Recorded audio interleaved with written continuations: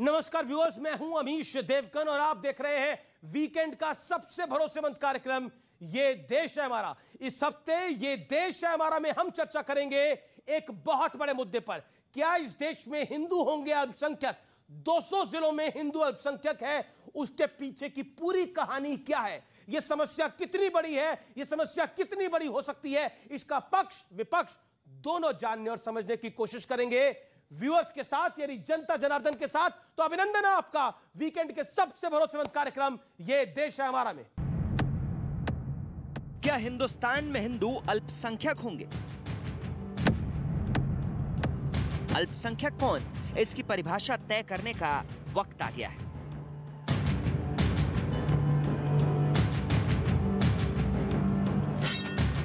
असम के मुख्यमंत्री हिमंता बिस्वा शर्मा के एक बयान के बाद यह बहस फिर शुरू हो गई है। हिमंता बिस्वा शर्मा कह रहे हैं कि असम के कई जिलों में हिंदू अल्पसंख्यक हो गए हैं, ऐसे में उन्हें बहुसंख्यकों का दर्जा देना गलत है। असम में बहुत सारे जिला है जहाँ Hindus are hopelessly in minority. A Hindu community is not majority in a district. In that district Hindu should also be declared as a minority. अल्पसंख्यक और बहुसंख्यक वाली ये बहस नई नहीं है। इससे पहले वरिष्ठ अधिवक्ता अश्विनी उपाध्याय ने सुप्रीम कोर्ट में राष्ट्रीय अल्पसंख्यक आयोग अधिनियम 1992 और राष्ट्रीय अल्पसंख्यक शैक्षणिक संस्था आयोग की वैधता को चुनौती दी है। अश्विनी उपाध्याय का कहना है कि 9 राज्यों और केंद्र शासित प्रदेशों में हिंदू अल्पसंख्यक है, जिसकी वजह से उन्हें अल्पसंख्यकों वाली सुविधा नहीं मिल पाती। भारत संविधान से चलता है और इस संविधान में कहीं पे भी अल्पसंख्यक आयोग और अल्पसंख्यक कल्याण मंत्रालय का जिक्र नहीं है। अल्पसंख्यक कल्याण मंत्रालय, अल्पसंख्यक आयोग तो पाकिस्तान में बनना चाहिए, जहां पे आर्टिकल 14, 15, 16, 21, 19 जैसा कोई आर्टिकल नहीं है। आर्टिकल पाकिस्तान में सभी वहां के नागरिकों को बराबरी का दर्जा नहीं है। इस याचिका के जवाब में केंद्र सरकार ने कहा, जैसे महाराष्ट्र ने 2016 में यहूदियों को अल्पसंख्यक का दर्जा दिया, वैसे ही राज्य धार्मिक या भाषाई अल्पसंख्यक का दर्जा दे सकते हैं। कर्नाटक ने भी उर्दू, तेलुगु, तमिल, मलयालम, मराठी, तुलु, हिंदी, कोंकणी और गुजराती को अल्पसंख्यक भाषाओं का दर्जा दिया है। हालांकि केंद्र सरकार ने यह भी साफ किया कि राज्यों को अल्पसंख्यकों के मुद्दे पर कानून बनाने का अधिकार नहीं दिया जा सकता। इसलिए सवाल यह है कि क्या अब वक्त आ गया है कि राज्यों की जनसंख्या के मुताबिक अल्पसंख्यक और बहुसंख्यक परिभाषित हो? आज इसी मुद्दे पर होगी एक बड़ी और सार्थक चर्चा। अब मैं आपको एक एक करके राज्य गिनाता हूं जहां हिंदुओं की संख्या कम हुई है। लद्दाख में 1% बचे हैं, मिजोरम में 2.75%, लक्षद्वीप में 2.77%, कश्मीर में 4%, नागालैंड में 8.74%, मेघालय में 11.52%, अरुणाचल में यह संख्या थोड़ी बड़ी है 29%, पंजाब में 38%, मणिपुर में 41%। यानी कुल मिलाकर अगर हम देखें तो ये कुछ ऐसे बड़े राज्य हैं जहां पर संख्या कम हो रही है हिंदुओं की लगातार। मेरे साथ बात करने के लिए बीजेपी की ओर से बीजेपी के राष्ट्रीय प्रवक्ता संत डॉक्टर सुधांशु त्रिवेदी हैं, उनका अभिनंदन है। मेरे साथ जाने माने वकील अश्विनी उपाध्याय इस चर्चा में जुड़ रहे हैं, सुप्रीम कोर्ट के एडवोकेट हैं और ये याचिका इन्होंने दायर करी है, दोनों याचिकाएं। मेरे साथ डॉक्टर शोहेब जमई है इस चर्चा में, जाने माने मुस्लिम चिंतक हैं, उनका अभिनंदन है, IMF के साथ लगातार जुड़े हुए हैं। मेरे साथ इस चर्चा में अतर देलवी साहब हैं जो कि मुस्लिम स्कॉलर हैं, मौलाना अबुल नोमानी साहब हैं, उनका भी अभिनंदन है। तो जोरदार तालियों से सब मेहमानों का स्वागत करिए। और इस चर्चा में मैं शुरुआत के 60 सेकंड सबको दूंगा अपनी अपनी बात रखने के लिए, लेकिन अश्विनी उपाध्याय शुरुआत आपसे करते हैं। आखिरकार हिंदू अल्पसंख्यक है, इसको बताने के लिए याचिका दायर आपको करनी पड़ी, लेकिन मैं आपसे यह जानना चाहता हूं, क्या अब आप मुसलमानों से अल्पसंख्यक का दर्जा भी छीनना चाहते हैं? 60 सेकंड शुरू होते हैं आपके अब। भारत संविधान से चलता है, संविधान में सब समान है, यानी सब बराबर के अधिकार हैं। दुर्भाग्यवश सरकारों ने जो सारे जिनको सबको बराबर अधिकार मिलना चाहिए था, उसी में से कुछ लोगों को दामाद और फूफा बना दिया। ये सबसे बड़ी गलती किया है। वास्तव में संविधान कहता है सब समान है, हिंदू, मुस्लिम, पारसी, ईसाई, सबको समान नागरिक अधिकार, सबको समान धार्मिक अधिकार, सबको समान अपना रीति रिवाज का अधिकार, अलग से कोई विशेष अधिकार नहीं।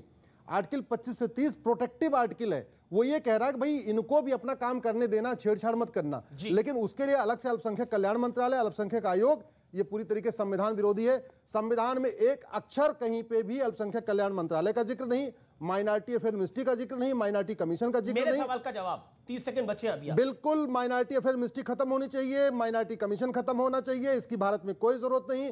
इसकी जरूरत पाकिस्तान में है जहां सबको बराबर का अधिकार नहीं है। इसकी जरूरत बांग्लादेश में है जहां सबको बराबर का अधिकार नहीं है। भारत में सबको बराबर अधिकार है, नहीं तो कल क्या होगा, कहेंगे माइनॉरिटी थाना चाहिए, माइनॉरिटी तहसील चाहिए, माइनॉरिटी जिला चाहिए, माइनॉरिटी कोर्ट चाहिए, minority high court, minority supreme court. ये कहां ले जा रहे हैं हम सर देश को? जी, अब मैं शोहेब जमई का रुख करता हूं। शोहेब जमई, क्या अल्पसंख्यक की परिभाषा बदल जानी चाहिए देश के अंदर? 60 सेकंड आपके शुरू होते हैं। आप नहीं, जिस तरह का अश्विनी साहब ने अभी कही बात कि माइनॉरिटी कमीशन को ही ख़त्म कर देना चाहिए, मिनिस्ट्री को ही ख़त्म कर देना चाहिए, मुझे नहीं समझ में आया इन्होंने दामाद किसको कहा। नकवी साहब की कुर्सी खतरे में है क्या? ये भी सोचने की ज़रूरत है। दूसरी बात, चलिए अब इससे बात करके हम अलग बात करते हैं। देखिए 1947 में पंडित जीवी पंत साहब, जो चीफ मिनिस्टर भी थे, फ्रीडम फाइटर थे, उन्होंने कहा a satisfactory solution of a question pertaining to the minorities which ensure the health, vitality and the strength of the free state of the India. New chapter should begin unless the minorities are fully satisfied we can't make any progress. जी, अब सवाल ये उठता है कि national minority commission act 1992 को जो इन्होंने चैलेंज किया है, सरकार खुद, सुधांशु जी जिसमें हैं सांसद, ये सरकार खुद कहती है बीजेपी की कि भाई यहाँ से माइनॉरिटीज को जो भी स्कीम्स का बेनिफिट दिया जाता है, चाहे एजुकेशनल स्कीम्स हो, चाहे वो फेलोशिप्स हो, वो आर्बिट्रेरी नहीं दिया जाता है, बल्कि उनमें से जो वीकर सेक्शन है, इकोनॉमिकली वीकर सेक्शन है, उसको दिया जाता है जिसका संविधान में प्रावधान है। आर्बिट्रेरी नहीं दिया, इसलिए इनका जो पिलिया है इसको डिसमिस भी किया सुप्रीम कोर्ट ने, और जिसको हमने यहाँ से बताया भी। इसलिए मुझे लगता है कि इस पिलिया में कोई दम नहीं है, और ये खुद भारतीय जनता पार्टी की सरकार जो केंद्र में है, वो खुद अश्विनी उपाध्याय के मुंह पे जो है वो एक स्लैप दे रही है कि your plea has no strength. Okay, Athar Dehlvi sahab, इस देश के अंदर अक्सर ये चर्चा होती है, मैं आता हूं सुधांशु त्रिवेदी आपके पास, अक्सर ये चर्चा होती है कि देखिए बहुत हिंदू मुसलमान हो रहा है, लेकिन ये हिंदू मुसलमान का विषय नहीं है, ये अल्पसंख्यक का विषय है।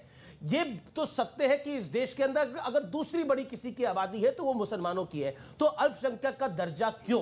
सवाल ये खड़ा होता है। देखिए, मैं अपनी बात की चर्चा जो है महात्मा गांधी के इन शब्दों से करूंगा कि ऐसा शासन हो कि जहां सबको समानता हो, जहां अगड़ा पिछड़ा कोई ना हो, जहां माइनॉरिटी और मेजोरिटी की कोई तमीज़ ना हो, और ये निर्धारित करेगा समाज और समाज पर राज करने वाले राजा, यानी जो भी होंगे उनको तय करना है। अश्विनी जी ने जो कहा सुप्रीम कोर्ट में, उन्होंने कहा इनको जवाब देना चाहिए। मेरा सीधी सीधी सच्ची बात यह है कि हमारे संविधान ने कहीं भी माइनॉरिटी की कोई व्याख्या नहीं की थी। सीधे कहा जिनकी संस्कृति, सभ्यता या भाषा को आप बचा सकते हैं, उसके लिए आपको एक कमीशन की ज़रूरत है। ये कमीशन 1986 तक, राजीव गांधी की सरकार जब तक नहीं आई, जब तक मिनिस्ट्री ऑफ सोशल जस्टिस के तहत रहता था, 86 में इसको MHA से छीन के सोशल जस्टिस को दे दिया गया। उसके बाद लगातार इसमें काम। अब मैं इनसे सुधांशु जी से एक बात पूछना चाहता हूँ, अगर मान लीजिए ये चीज़ इतनी ही ख़राब है, तो मिनिस्ट्री ऑफ माइनॉरिटी अफेयर्स जो पिछले 2 बार लगातार है, नकवी साहब उससे पहले नजमा हेपतुल्ला थी, इन्होंने 2 कमेटियों का गठन किया है, और दोनों कमेटियां गठन करके ये पूछ रही क्या सच्चर कमेटी में मुसलमानों की हालत जो दलितों से बदतर है, हम उसका उद्धार किस तरीके से कर सकते हैं। 101 हुनर हाट इन्होंने लगाए हैं कि जहां माइनॉरिटी, और माइनॉरिटी की बात सुन लीजिए, माइनॉरिटी का मतलब मुसलमान नहीं है, माइनॉरिटी का मतलब, अभी आखिरी बात करके, इस देश में, इस देश के अंदर तो माइनॉरिटी का मतलब मुसलमान ही हुए। बिल्कुल, मेरा कहना इस देश में तो विडंबना ही है। इस देश में जैन, क्रिश्चियन, बौद्ध की तो बात ही नहीं हुई। इस देश में अगर बात हुई मिनॉरिटी की, तो मिनॉरिटी के नाम पर मिनॉरिटी इज इक्वल टू मुसलमान, उसकी बात हुई हमेशा। मैं तो कह रहा हूं कि अश्विनी उपाध्याय जी ने सुप्रीम कोर्ट को भी, और इनके माध्यम से मैं अपने यहाँ जनता को एक बात बता दूं कि माइनॉरिटी की सबसे पहले धार्मिक व्याख्या कहां हुई है। 1971 में पंजाब हाई कोर्ट ने जो कहा, उसने कहा DAV केस के अंदर कि अगर कोई माइनॉरिटी है पंजाब में, वो हिंदू हैं। ये मेरा अपने नहीं, कोर्ट का जजमेंट था। लेकिन दर्जा तो उनको नहीं मिला ना। नहीं मिला, पंजाब में तो नहीं मिला ना, दर्जा तो नहीं मिला ना। कश्मीर के अंदर हिंदू भगा दिए गए, अरे ना, पंजाब में तो सुप्रीम कोर्ट ने रोक लगा दी, और हिंदू कश्मीर से भगा दिए गए। वहां पर कौन बहुसंख्यक है और कौन अल्पसंख्यक है, इसकी अगर आप चर्चा भी करेंगे तो वहां तो कत्लेआम हो जाएगा। लेकिन सुधांशु त्रिवेदी, मैं आपके पास आता हूं, आपने 2 मिनट लगभग लिए। सुधांशु त्रिवेदी, क्योंकि बड़े सारे सवाल हैं और सारी नजर आप पे है, क्योंकि आप सेंटर पॉइंट पे है। सुधांशु त्रिवेदी, ये नई बहस भारतीय जनता पार्टी खड़ा करना चाहती है, और पॉलिटिकल पंडित मानते हैं कि जैसे आपने 370 पे बहस शुरू करी, जैसे आपने प्रभु राम मंदिर पर बहस शुरू करी, जैसे आपने बाकी ट्रिपल तलाक पे बहस शुरू करी, ये एग्जैक्टली वैसे ही है कि क्या अल्पसंख्यक दर्जे में कोई बड़ा बदलाव होगा? क्योंकि जो बात असम के मुख्यमंत्री कर रहे हैं, वो बात बड़ी गंभीर है। ये बात जानते कितनी गंभीर है? भारत दुनिया का एकमात्र सेकुलर राष्ट्र है जहां धार्मिक अल्पसंख्यक होता है। धार्मिक अल्पसंख्यक सिर्फ मजहबी राष्ट्र में होता है, सेकुलर में नहीं होता है। और ये बहस हम नहीं शुरू कर रहे हैं। अभी शोएब जमाई साहब कोट कर रहे थे ना, जाके पढ़ तो लीजिए पूरी डिबेट कॉन्स्टिट्यूएंट असेंबली में। कॉन्स्टिट्यूएंट असेंबली में इस वर्ड की, इस बहस की शुरुआत की केटी शाह ने, उसके बाद उसके ऊपर बोले लोकनाथ मिश्रा, उसके बाद बोले एच.सी. मुखर्जी, उसके बाद बोले पंडित जवाहरलाल नेहरू और डॉक्टर अंबेडकर का जानते क्या कहना था? सेकुलर और माइनॉरिटी एक साथ नहीं हो सकता। इसलिए चूंकि नेहरू जी का बहुत आग्रह था कि माइनॉरिटी रखना है, माइनॉरिटी रखना, तो उनका इसलिए सेकुलर नहीं होगा। जिस दिन सन 76 में सेकुलर हुआ था, माइनॉरिटी खत्म कर देना चाहिए था। बड़ी लॉजिकल सी बात थी। अब मगर अब अंतर क्या रहता है? जी जी जी, जो कहते हैं माइनॉरिटी को ये चाहिए वो चाहिए, माइनॉरिटी मतलब होता है 0.1% की माइनॉरिटी, 0.5% की माइनॉरिटी। अब मैं पूछता हूं, इस देश का सबसे बड़ा पहला उद्योगपति कौन? जे.आर.डी. टाटा, माइनॉरिटी। इस देश का सबसे पहला एटॉमिक साइंटिस्ट कौन? Doctor Homi Jahangir Bhabha, minority. इस देश का पहला फील्ड मार्शल कौन? Sam Manekshaw, minority. अब ये बताइए, ये तो इतना आगे बढ़ते चले जाएंगे, किसी को कोई समझ? ये कितनी माइनॉरिटी है? 0.1% की माइनॉरिटी है। इसे कहते हैं माइनॉरिटी। और जो माइनॉरिटी में प्रचंड मेजॉरिटी है, वो किसके साथ जोड़ेगी? मैं नहीं कह रहा हूं सब वही है। संसद पे हमला करने वाले के साथ जोड़ेगी, जम्मू कश्मीर में हमला करने वाले के साथ जोड़ेगी, सेना के ऊपर हमला करने वाले के बाद जोड़ेगी, और जब उन पे कार्रवाई होगी एंटी टेररिस्ट लॉ में, कहेंगे साहब हमारे साथ वो हो रहा है। इसीलिए माइनॉरिटी कमीशन में भी एक और बात कहना चाहता हूं। आपने कहा माइनॉरिटी बराबर मुस्लिम। सबसे पहले गैर मुस्लिम को यदि हमने माइनॉरिटी कमीशन का चेयरमैन बनाया तो अटल जी की सरकार के समय में सरदार त्रिलोचन सिंह को हमने बनाया। हमने कहा माइनॉरिटी भी है तो उसमें सबको समान रूप से मौका मिलना चाहिए। जी जी, आप हाथ खड़ा करें, लेकिन नोमानी साहब का वक्त रह गया है। नोमानी साहब, आपके 7 सेकंड है, आप अपनी बात को कंप्लीट करिए। मगर ये भी एक लाइन, जी जी, मैं आपको आगे लाइन और कह दूं, जी जी, अगर इजाजत हो साहब। जी जी, 10 सेकंड। हकीकत में क्या हुआ, माइनॉरिटी और सेकुलर ने, इन्होंने ऐसी राजनीति की कि जो एक पुराना शेर था ना, उसको अगर इसमें ऐड कर दें कि मरीजे सेकुलर इश्क पर लानत खुदा की, मर्ज बढ़ता गया जो जो दवा की। जी चलिए, तो आप मर्ज को बढ़ाने के लिए अल्पसंख्यक की दवा दे रहे हैं, नोमानी साहब? देखिए, संविधान के प्रेम्बुल में जो है, जी जी जी, जो न्याय और आज़ादी और समानता की बात है और बंधुत्व की, ये चारों चीज़ों को अगर जो है मिला के, और लोगों को आज़ादी मिल रही है, न्याय हो रहा है और कोई दिक्कत नहीं है, तो ये भारतीय नागरिक के तौर पे जो है बहस होगी, उसमें हिंदू मुस्लिम की बात नहीं आएगी जी। ये तो अल्पसंख्यक और बहुसंख्यक को परिभाषित करने का अधिकार जो है वो पार्लियामेंट को है, सुप्रीम कोर्ट को है, या अन्य जो है कानूनविद उनको है। तो इसमें जो है हमें कोई दिक्कत नहीं है। अगर आप जो है देश स्तर पर इसको परिभाषित करते हैं, राज्य स्तर पर करते हैं या जिलावार करते हैं, तो न्याय मिलना चाहिए, चाहे वो हिंदू हो, मुस्लिम हो, सिख हो, ईसाई हो, यहूदी हो, पारसी हो। लेकिन क्या आपको लगता है लद्दाख में न्याय मिल रहा है? क्या आपको लगता है कश्मीर में न्याय मिल रहा है? क्या आपको लगता है लक्षद्वीप में न्याय मिल रहा है? क्या मेरा सवाल है, काउंटर पॉइंट है, आपका 1 मिनट हो गया, उसके बाद ही मैं सवाल पूछ रहा हूं। अगर 1% आबादी है हिंदू की लद्दाख के अंदर, तो अल्पसंख्यक कौन हुआ लद्दाख के अंदर? बताइए ना, आप बताइए कौन हुआ? जो भी जो है 50% से कम होगा 100 के मुकाबले में, वो अल्पसंख्यक होगा। वो तो हिंदुओं को भी न्याय मिलना चाहिए, कोई भी होगा वो, चाहे वो जी जी, एक पॉइंट आ रहा है सर। जैसे आपने बोला कश्मीर से उनको भगा दिया गया ना, मतलब कश्मीर तो में जो हिंदूज हैं, नहीं भगाया किसने? जो सर नहीं, लक्षद्वीप में 0.1% है, वो कश्मीर में जो हिंदू थे उनको वहां से भगा दिया। आपने बोला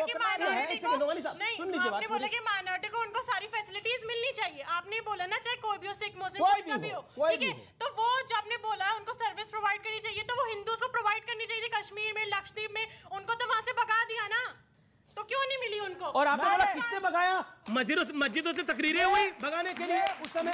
ठीक है, एक सेकंड, नोमानी साहब का जवाब। ये भगाना जो है अत्याचार है, अन्याय है वो, और ये रोकना जो है अथॉरिटी का, सत्ता का काम है। सत्ता के पास सर, बिल्कुल आपकी बात सही है, लेकिन बिल्कुल आपकी बात सही है। एक अश्विनी उपाध्याय कुछ कहना चाह रहे हैं, फिर मैं आपकी बात आता हूं। आपकी बड़ी सीधी सी बात है, 40 सेकंड में